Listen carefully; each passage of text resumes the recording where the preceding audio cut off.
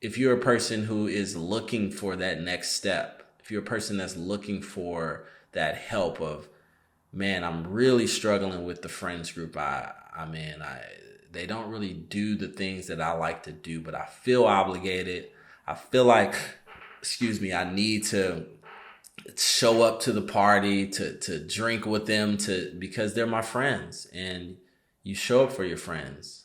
If you're feeling that way, if you're feeling like you can't break free, if you're feeling like I'm working a job that I thought was going to be something that was for me, but it's just not, and I want more.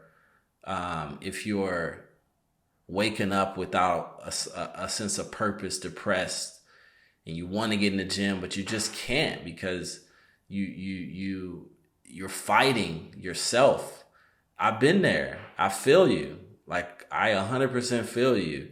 And this video and this conversation is just to push encouragement to, we've got to work on ourselves. We got to develop ourselves. Something as, I want to say simple, but something like depression, there's tools to fight depression, because there's too many these gurus out here that talk about depression isn't real, and they haven't. Have you lived in a city where it's 7 days of the week, 6 of them are gloomy, where you don't see the sun? Have you lived in a city that's rainy? Have you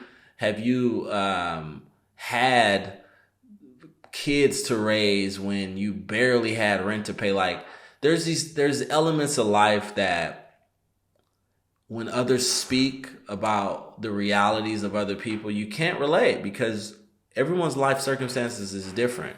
And so my whole point is that, like, not saying that certain things aren't real, not saying depression isn't real, not saying that anxiety isn't real, not saying that certain things aren't real, is recognizing the reality of it and realizing that we have tools. Like, if I'm feeling like I ate too much for lunch, I probably should just drink more water whenever I feel hungry for dinner, because I'm like, man, I don't want to stuff myself, because we do get gluttonous. That's a reality. We do overeat. We do overconsume technology, food. We overconsume sex. We overconsume, it could be pornography. And so when you do have those mix-ups, not to feel down on yourself and just go deeper in the hole, but just realizing that, man, I'm not perfect, but I have tools at my disposal. Depression, a really good tool for depression is cold showers. And they suck. They're really painful.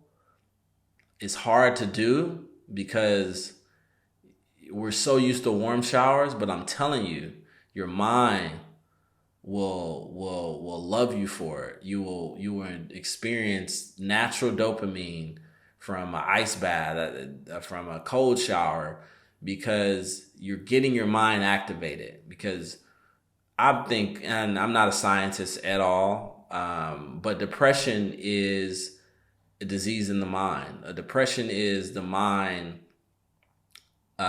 focusing and targeting the dark parts of our mind. And so doing something that is very painful, just like going to the gym is painful, but it battles depression. Just like running is painful, but it can battle depression. When you, like, using certain tools. If I'm eating too much, then I probably need to, I need to work out. It's painful to work out though. It feels good to just eat until you overeat, then that's painful.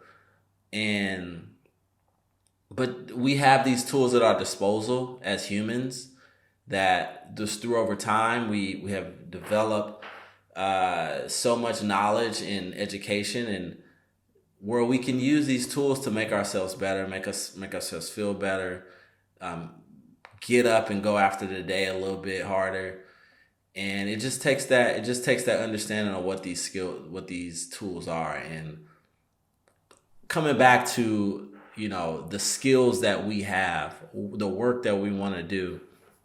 That's a big part of our life. Work is a big part of our existence. And if we can't find something to work on that we love and get paid for it, that's probably one of the biggest tragedies that a human could ever experience in their life.